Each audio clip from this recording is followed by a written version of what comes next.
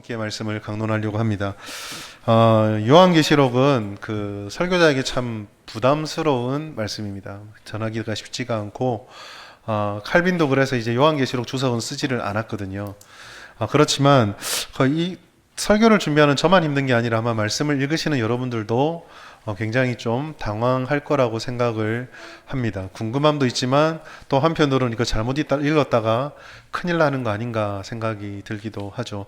근데 요한계시록은 우리 예수 믿는 사람뿐만 아니라 교회를 다니지 않는 사람들에게도 관심을 많이 받는 것 같아요. 영화나 드라마나 소설이나 다양한 소재들, 특별히 그 소재에서도 계시록에 있는 주제들, 말세를 많이 다루고 이단들도 참 좋아하죠. 너무너무 좋아해서 한 번씩 생각해 보면 얘들은 성경이 계시록밖에 없나라는 생각이 들 정도로 계시록을 집요하게 파고듭니다. 뭐 바른 사랑이냐 왜곡된 사랑이냐 뭐 차이는 있겠지만 하여간 요한계시록은 관심도 받고 사랑도 받고 이용도 당하는 그런 말씀 같아요. 오늘 본문도 그렇습니다. 오늘 본문의 앞에 우리가 7장 말씀을 보기 앞에 보면 나중에 또 말씀을 드리겠지만 그 7개의 심판이 담겨있는 봉인을 띄는 장면이 나옵니다. 수없는 질문을 할 수 있어요. 이 도대체 봉인은 뭐고 그 안에 있는 심판의 의미는 뭐고 이게 도대체 어떻게 언제 일어날 거고 어떤 식으로 일어날 것인가 수많은 질문을 던질 수 있습니다. 그뿐만 아니라 앞으로 이어지는 계시록의 모든 말씀 22장까지 있는 모든 말씀들을 보면은요 한 장 한 장 읽을 때마다 수많은 질문들이 던져져요. 혼란스럽게 합니다. 근데 저는 이 계시록을 읽을 때 참 이런 환상 때문에 무슨 교훈을 주는지 참 쉽지가 않은데 그럴 때마다 이 계시록을 읽을 때마다 꼭 마음에 담아두고 있는 말씀이 한 구절 있어요. 계시록의 말씀입니다. 요한계시록 1장 3절 말씀. 우리 같이 한번 읽어볼까요? 시작. 이 예언의 말씀을 읽는 자와 때가 가까움이니라. 아멘. 여기서 하나님께서는 요한의 입술을 통해서 계시록을 전해주는 의도를 우리에게 분명히 말씀해 주셨어요. 하나님께서 계시록을 우리에게 알려주는 목적은 남들이 모르는 신비한 것을 알아서 남들보다 뭐 더 신비한 영역에 이르러라, 미래를 잘 깨달아라, 이게 아닙니다.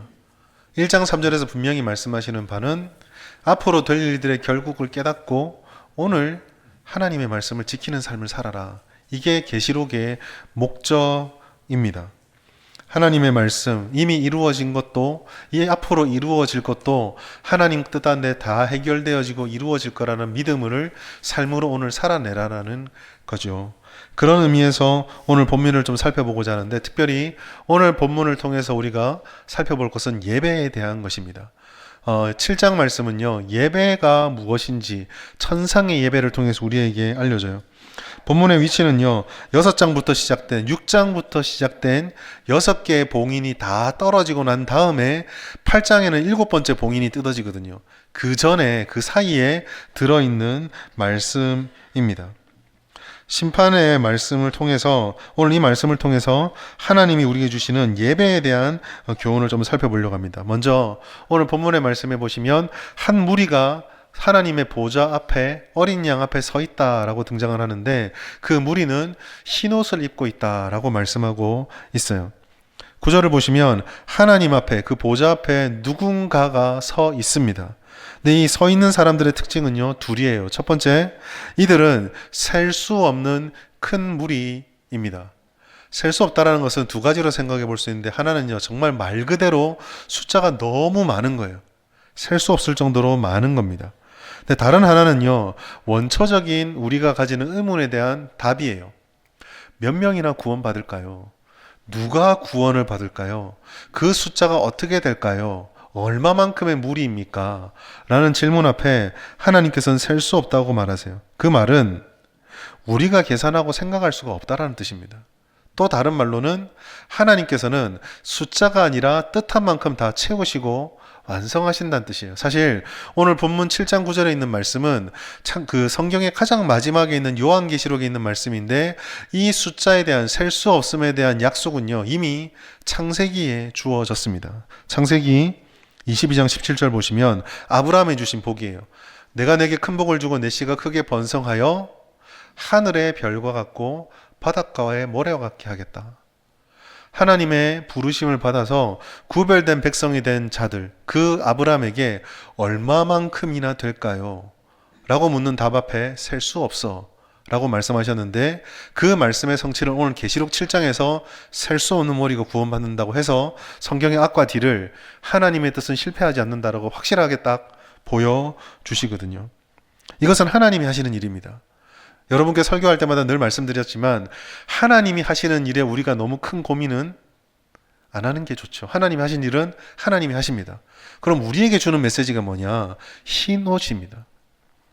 오늘 흰 옷을 입은 사람들이다 라고 이 수많은 사람들을 흰 옷이 입은 자들이라고 말씀을 해요. 여러분, 단순하게 말하면 이 당시 문화 속에서 흰 옷은요, 승리하는 사람들이 입는 옷입니다.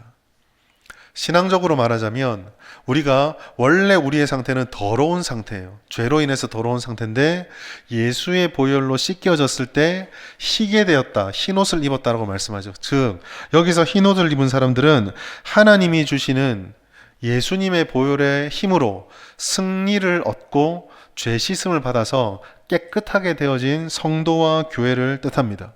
종려나무도 사실은 승리하는 자들, 개선문에서 흔드는 것이니까 이것 역시 승리와 최종 완성을 뜻하거든요. 사랑하는 여러분, 이게요 오늘 우리에게 주시는 소망입니다. 6장은 아까 제가 심판의 말씀이라고 말씀드렸어요. 6장의 말씀을 쭉 보시면 그 6장의 봉인을 하나 뗄 때마다 어마어마한 심판들이 땅에 쏟아집니다. 그 심판을 바라보고 엄청난 심판을 바라본 요한은요 절망할 수밖에 없어요. 우리가 그냥 벌 받는다, 심판 받는다는 것을 글로 이해해서 그렇지, 뭐 쉽게 얘기를 해서 이런 겁니다. 그 엄마가 우리들의 그 잘못한 걸 보고 야단을 칠 때 가장 무서운 게 바로 야단 치는 게 아니라 너 집에 가서 보자잖아요. 그 집에 가서 문을 여는 순간 봉인이 뜯어지죠. 그러면 내가 예상하지 못했던, 상상했던 것보다 더 큰 일들이 쏟아지기 시작합니다. 얘가 너무 안 어울릴지 모르겠는데 요한이 생각했던 것보다 막상 눈앞에서 이 심판을 바라보니까 너무 절망적인 거예요. 그래서 심판이 6개 봉인이 뜯어지고 나서 6장 마지막에 요한의 탄식이 나옵니다. 6장 17절 우리 다시 한번 같이 읽겠습니다. 시작. 그들의 큰 날이 되었으니 누가 능히 서리요 하더라. 아멘. 무슨 뜻이죠?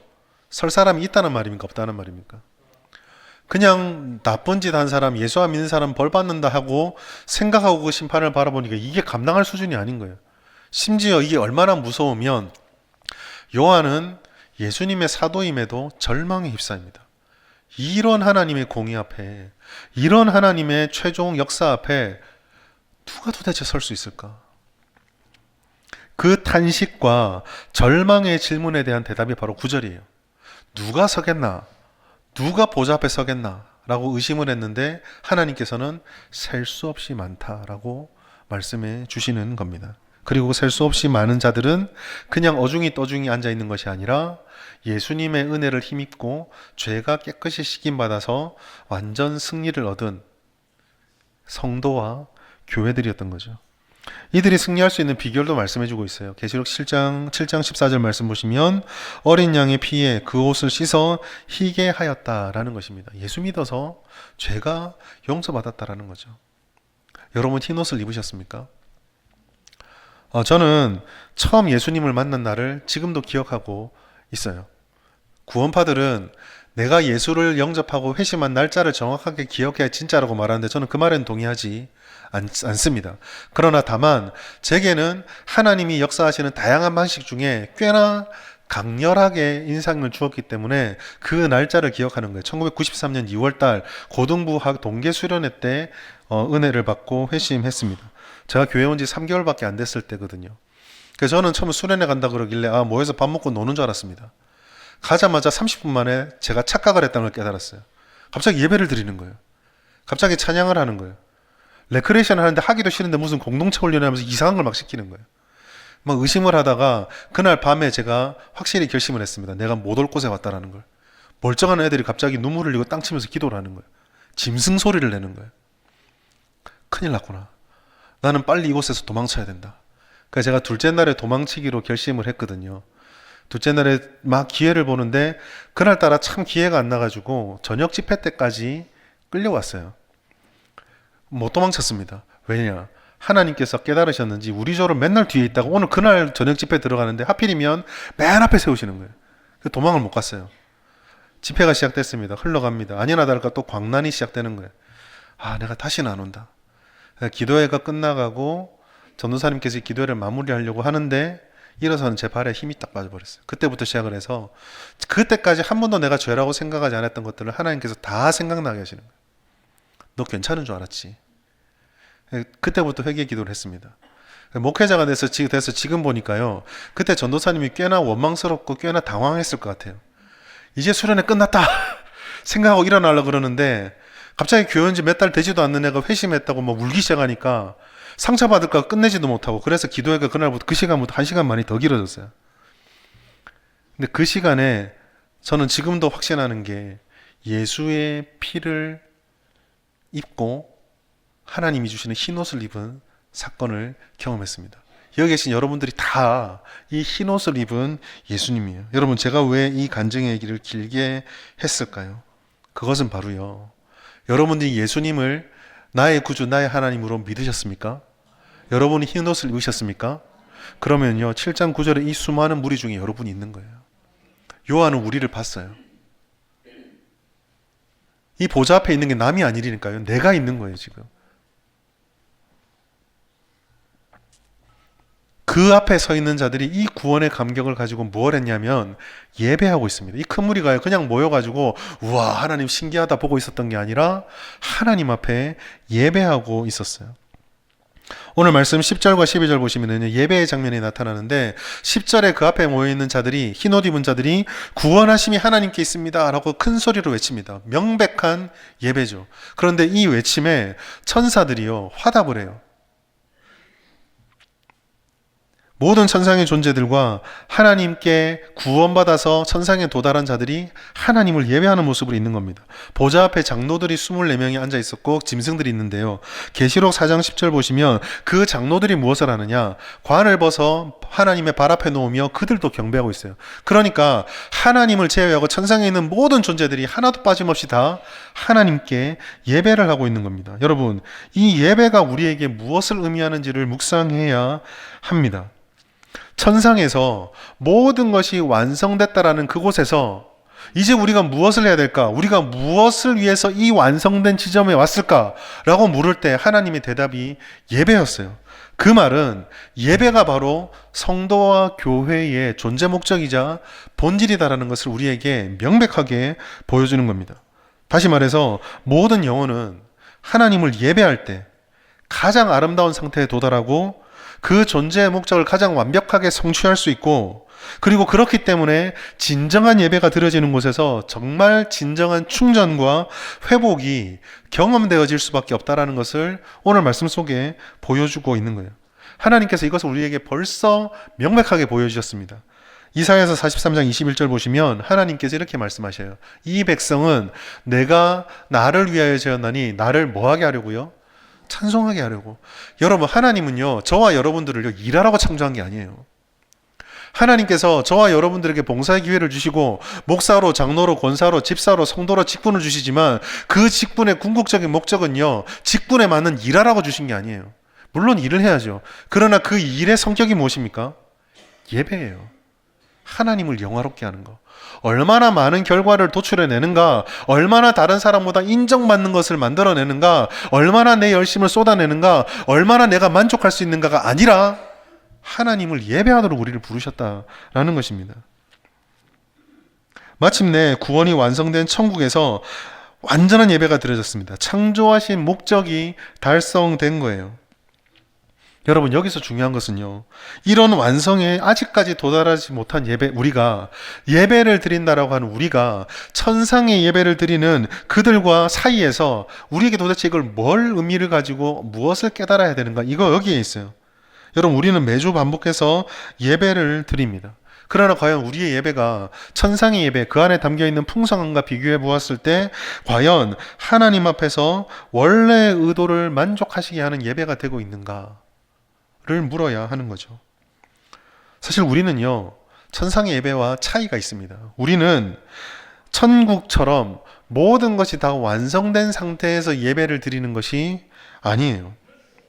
그렇기 때문에 천상의 예배는 우리가 마땅히 누리고 또 드리게 될 예배이지만 동시에 아직 우리는 누리지 못하고 드리지 못하는 예배이기도 합니다. 요한계시록 7장 14절 보시면은요, 이는 큰 환란에서 나오는 자들이 흰옷을 입게 되었다라고 말씀하고 있어요. 이것을 다른 말로 표현하면 현재 우리의 상태는 어떻다라고요? 큰 환란과 고난 속에 있다라는 거죠. 완성되지 못해 있다라는 것입니다. 여전히 우리는요, 큰 고통과 환란 가운데 있습니다. 삶의 분주함이 우리의 마음을 흔들어요. 죄의 유혹도 우리 가운데 아직 여전히 있고요. 우리의 본성에 사로잡혀서 하나님 앞에 머무는 것이 쉽지만은 않습니다. 16절에 주님의 약속에 등장하는 것이지만 주림과 목마름과 상함과 외부적 환경에 의한 고통이 여전히 우리에게는 있다라는 거죠. 우리의 욕망도 여전히 꿈틀거리고 있어서 하나님을 따른다고 말하지만 여전히 우리의 것들을 다 내려놓지 못합니다. 오늘 예배를 생각할 때 우리가 이 차이를 늘 마음속에 새겨 놓아야 합니다. 사랑하는 여러분, 우리의 예배는요, 하나님께서 완성시켜 주실 예배이지만 천상의 예배는 아닙니다.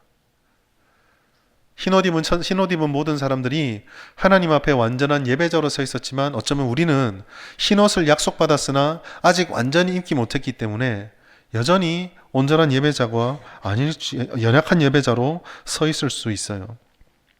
그렇지만 분명한 사실은 이 예배는 하나님께서 실패하지 않고 모든 것을 완성하심을 믿고, 즉 사도 요한이 천상의 예배를 바라보았던 것처럼 하나님이 우리를 완전하게 하실 것이라는 것을 믿고 믿음으로 드리는 예배입니다.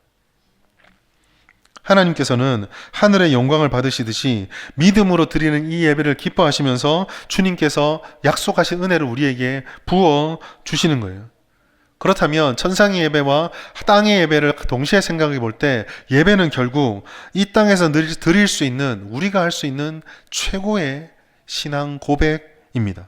동시에 하나님이 주신 은혜를 누릴 수 있는 가장 완벽한 선물이고 하나님의 임재를 누리고 경험할 수 있는 가장 강력한 시간이 바로 이 예배의 시간이에요. 그래서 하나님께서는 예배 드리는 자를 찾는다라고 말씀하셨던 겁니다. 요한복음 4장 23절 말씀, 아버지께서는 자기에게 이렇게 예배하는 자들을 찾으시느니라. 사랑하는 여러분, 우리가요 정말 잘해야 되는 것은요, 예배를 잘 드려야 합니다.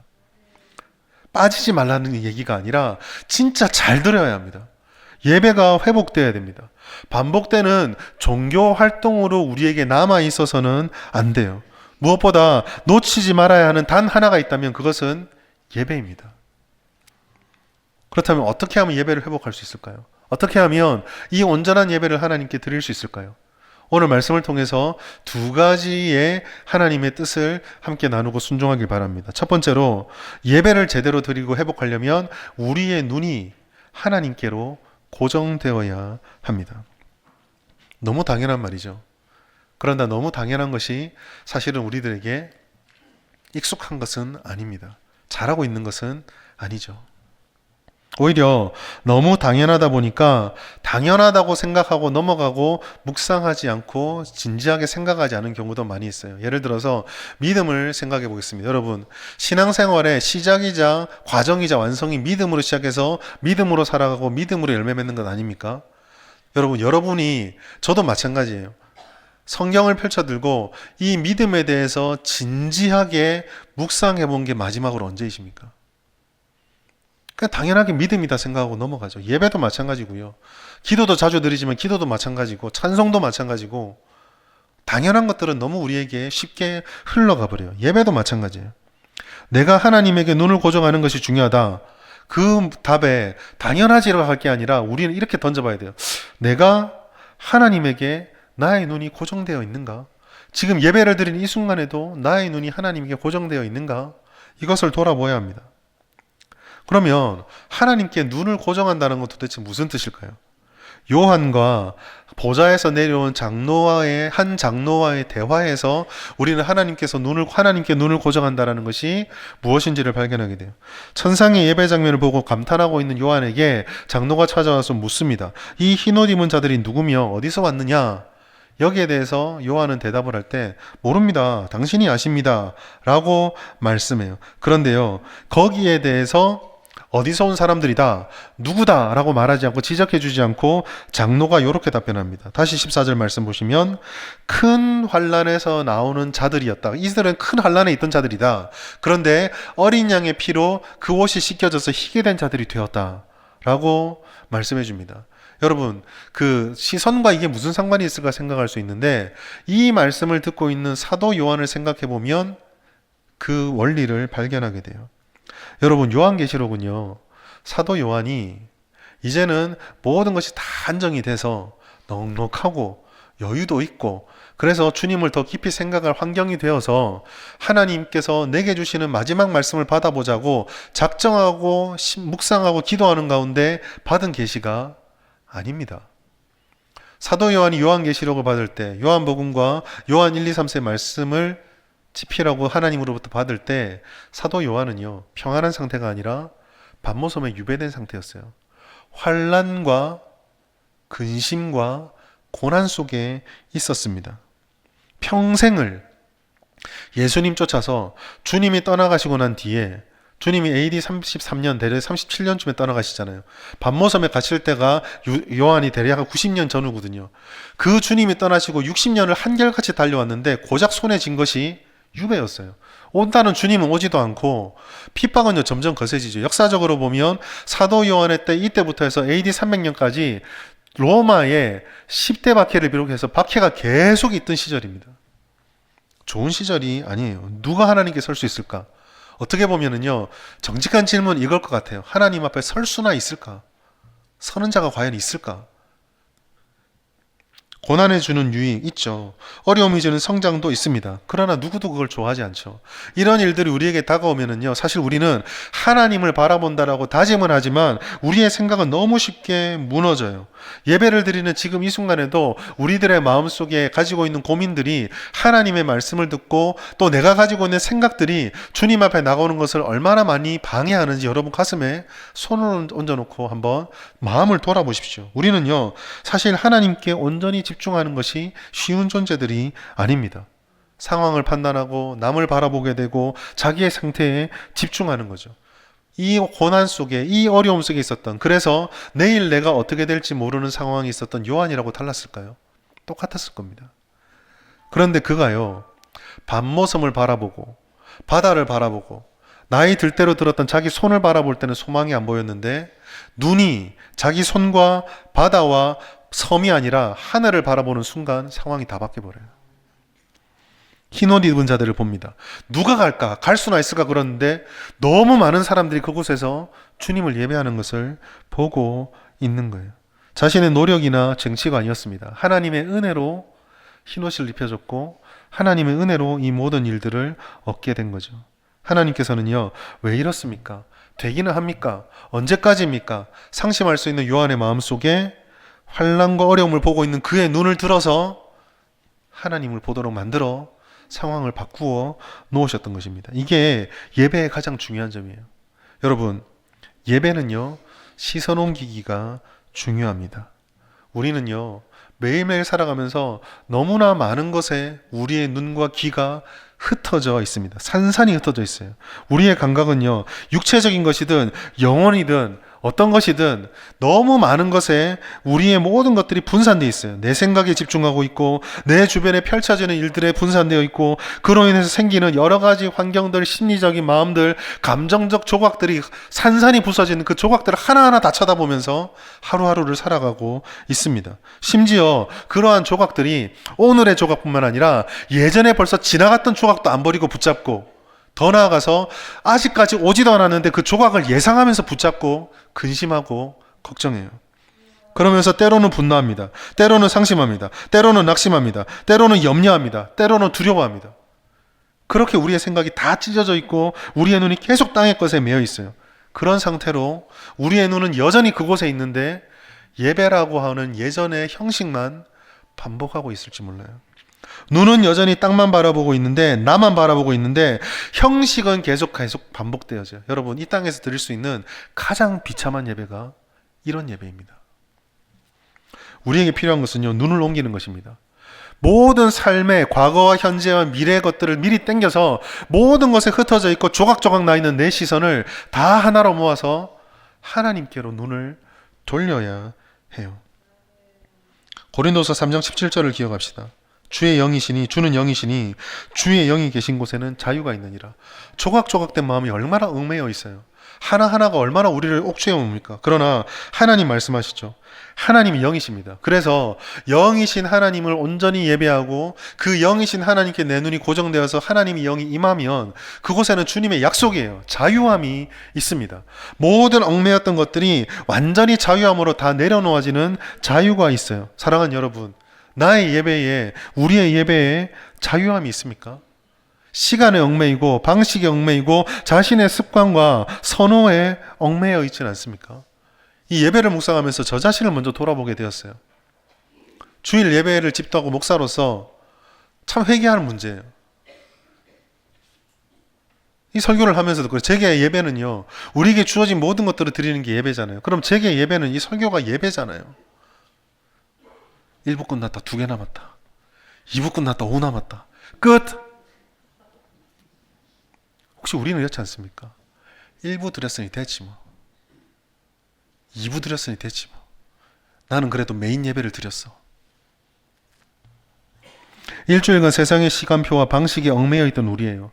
연약함으로 인해 고독하고 침울하고 무기력과 냉담함에 속박되어서 살던 우리입니다. 아까 말씀드린 것처럼 아직 오지도 않은 근심까지 다 끄집어 당겨서 이렇게 하면 이렇게 될게 결론 내려놓고 그 조각들에 완전히 매여서 한 걸음도 못 나가며 그것을 바라보고 있었던 우리예요. 미래의 두려움으로 오늘의 시간을 여유를 내지 못하고 망설이고 있던 우리입니다. 지침과 지겨움으로 인해서 다 내려놓고자 하는 마음이 가득했던 우리예요. 이런 얽매임이 우리의 모습입니다.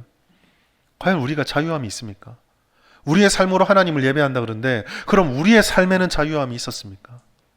시선 옮기기예요. 여러분, 우리의 모든 시선을 하나님께로 옮겨야 합니다. 하나님의 임재를 갈망하고 하나님이 주시는 은혜로 자유함을 누릴 수 있어야 돼요. 이리저리 흩어진 시선을 하나님께로 돌려야 합니다. 이런 것들이 해결된다가 아니에요. 사실 우리 솔직해집시다. 붙잡고 있어도 우리 해결 못 하잖아요.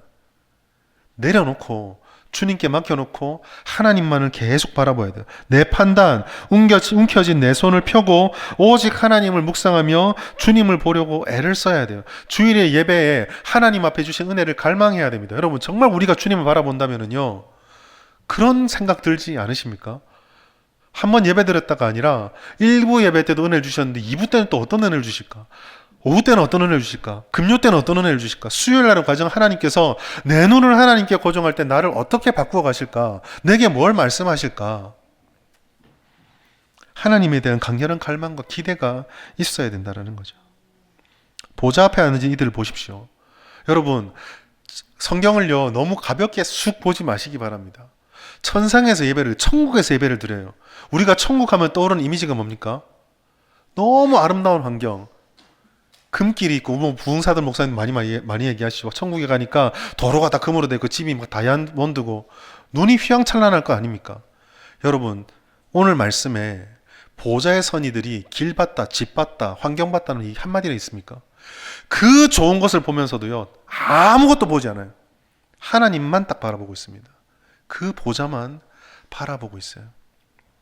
13절 말씀 보시면요, 천사들의 화답 찬송이 나오는데요, 7가지를 찬송합니다. 찬송, 영광, 지혜, 감사, 존귀, 권능, 힘. 여러분, 여기서 핵심은요, 7가지 특징이 아니에요. 7이라는 숫자입니다. 천사가 찬양하는 이 7이라는 수는 뭘 우리에게 전해주냐면 하나님만 봤다. 완전히 하나님에게만 내 관심이, 모든 사람의 눈이 초점이 맞추어졌다라는 것을 우리에게 말씀해 주고 있는 거예요. 시편의 기자는요, 그래서 이것을요, 이 예배의 자세를 42편 1절에 이렇게 표현했습니다. 같이 읽습니다. 시작. 하나님이여, 사슴이 시냇물을 찾은 것 갈급한 같이 내 영혼을 주의 찾기에 갈급하나이다. 사랑하는 여러분, 주님께 시선을 고정하시고 살고 있습니까? 예배의 갈급함이 있으십니까? 오늘 주일 예배가 끝나가면서 차 어떻게 빼지? 그런 고민만 하고 있지는 않습니까? 오늘 이 예배를 드리는 이 순간에 여러분의 마음이 다음 주는 내게 어떤 은혜를 주실까로 향하고 있습니까? 다음 주까지 기다리지 못해서 수요일에는, 금요일에는, 새벽에는 집에서 내가 성경을 펼칠 때는, 나의 개인 예배를 드릴 때는 하나님이 어떤 은혜를 주실까? 갈망이 있으십니까? 임재가 있으십니까? 그 임재가 임하면은요, 자유함이 있습니다. 조각난 세상 속에서 그 조각들에 쌓이는 것이 아니라 그 조각들을 딛고 일어설 수 있게 되는 거예요. 시선을 옮기십시오. 그러면 하나님 앞에 예배가 회복되어집니다. 두 번째로, 예배 가운데 받은 은혜와 받은 은혜를 감사하는 믿음을 구하며 이 믿음을 회복시킵시다. 여러분, 예배라는 것은요, 은혜를 기억하고 기념하는 거예요. 물론 예배 가운데 하나님의 만져주심이 있습니다. 하나님이 우리의 삶의 문제를 다루어 주시기도 해요. 그러나 그런 것들은 부차적인 것입니다. 본질적인 것은 하나님이 우리를 구원하셨다라는 그 은혜가 전부입니다. 그 은혜는요, 받은 은혜를 감사하는 것과 앞으로 받을 은혜를 믿음으로 감사하는 두 가지가 포함이 되어져요. 그리고 앞으로 받을 은혜는 일어나지 않은 것이기 때문에 연약한 우리들이 착각할 수 있고 오용할 수 있고 오해할 수 있어서 받을 은혜를 감사할 때는 겸손함과 주의가 필요하게 되는 거죠. 종합하면 예배는요, 진지하고 그러나 감사하고 은혜가 넘치는 것이 되는 겁니다. 천상 예배를 보시면은요, 요한이 한 가지를 깨달아요. 예수님의 은혜를 받은 흰옷 입은 자들이라는 것을 깨닫습니다. 우리가 받은 그리스도인이 되었다라는 그 은혜가 전부다라는 것을 지금 유배된 인 속에서 깨닫게 된 거예요. 다른 어떤 것과도 비교할 수 없는 은혜임을 깨달았습니다. 내가 이미 받았다는 것을 깨달은 거예요. 그런데 오늘 말씀 속에는요, 여기서 끝나지 않고 앞으로 받을 은혜도 말씀합니다. 요한계시록 7장 17절 같이 한번 읽습니다. 시작. 이는 보좌 가운데에 계신 어린 양이 그들의 목자가 되사 생명수 샘으로 인도하시고 하나님께서 그들의 눈에서 모든 눈물을 씻어주실 것입니다. 아멘. 이 모든 말씀은요, 전부 미래가 사용됐어요. 목자가 되어줄 거다, 생명수 샘으로 인도될 거다, 모든 눈물을 씻어 주실 거다, 앞으로 것으로 돼 있어요. 그러나 여러분, 이 말씀을 잘 묵상해 보시면은요, 그렇게 하려면은요, 하나님께서 지금 역사하셔야 돼요. 목자를 마주하게 되기 위해서는요, 길을 잃지 않도록 이 현실의 삶을 주님께서 인도해 가셔야 합니다. 여전히 주님은 목자로 우리한테 역사하시거든요. 생명수 샘으로 인도하는 것도 마찬가지죠. 가는 길에 말라 죽으면 끝이잖아요. 그러니까 그까지 갈 수 있도록 우리에게 음식을 공급하시고 영혼을 생기 있게 하시면서 보살펴 주십니다. 눈물을 씻어주는 것도 마찬가지예요. 여러분, 결국 이것은요, 믿음으로 하나님을 고백하는 것과 내가 받은 것과 받을 것을 붙잡으며 오늘 내게 주시는 이 약속을 믿는 믿음으로 하나님께 감사하며 주님께 오롯이 내 마음을 쏟아 놓아야 하는 것, 그것이 예배 회복으로 이어진다라고 말씀하는 겁니다. 현실의 고난이 찾아오면 믿음 무너지죠. 결핍이 찾아오면 우리는 의심합니다. 그러나 하나님께서는 그것을 발판으로 삼아서 반드시 이루어질 이 날들을 기억하며 오늘 그것을 감사의 제목으로 바꿀 수 있다라고 말씀해줘요. 진정한 예배가 회복될 때는요, 감사가 살아납니다. 진정한 예배가 회복될 때는요, 삶의 문제가 해결되는 것이 아니라 삶의 문제를 밟고 일어설 수 있게 돼요. 같은 것 같지만 미묘한 차이입니다. 하나님께서 은혜 주실 것을 믿기에, 그렇기 때문에 단순하게 문제가 해결돼서 내가 숨통이 트인다가 아니라 그 문제를 딛고 일어설 수 있는 힘과 능력과 강건한 성장이 일어나게 되는 거죠.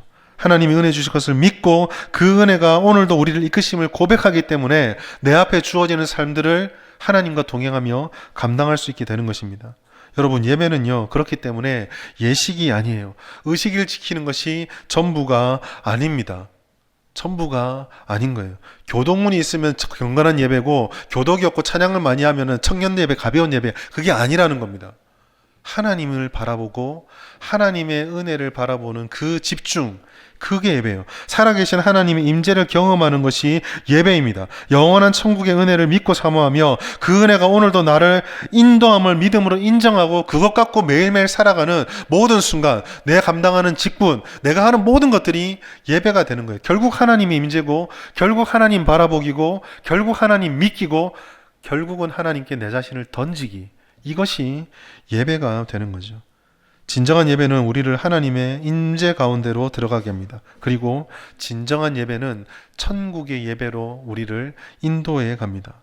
그래서 여러분, 예배가 회복되어야 우리는 현실에 주저앉지 않고 그 속에 서서 영혼을 기대하며 넉넉히 이길 수 있게 되는 거예요. 다윗은 이 사실을 깨달았습니다. 시편 23편 6절 마지막으로 같이 한번 읽겠습니다. 시작. 내 평생의 선하심과 인자하심이 반드시 나를 따르리니. 내가 여호와의 집을 영원히 살리로다. 아멘. 여러분, 다윗은요 평생의 선하심과 인자하심이 따르긴 했지만 그렇다고 그 인생이 평생 선하기만 했고 인자가 넘치기만 했고 좋은 것만 아니었어요. 그의 삶은요 우리가 왕이 되었다라고 바라보니까 와 대단하다지만 인간의 생으로 인간의 눈으로 봤을 때는요 온통 조각조각난 인생입니다. 편애, 형제들의 시기, 장인어른의 미움, 첫째 아내의 무시, 부하의 배반, 아들끼리 골육상전, 그리고 모반, 마지막에 내가 숨이 껄떡껄떡 넘어가는데 왕이 주세요라고 말하는 그토록 사랑했던 아내의 속 모르는 이야기. 그의 인생 완전 조각조각이 나 있었어요. 그러나 하나님께 시선을 고정하고 주님이 주신 은혜와 주실 은혜를 믿음으로 받았기에 그 조각들을 불평으로 삼고 거기에 짓눌렸던 것이 아니라 딛고 일어날 수 있었습니다. 그래서 그 고백이 뭡니까? 내가 여호와의 집에 영원히 살리로다. 주님과 영원히 함께하리로다. 주님만 바라보리라. 주님을 예배하며 예배자의 삶을 살리라. 사랑하는 여러분, 모든 눈물을 씻어주신 은혜가 예배에 있습니다.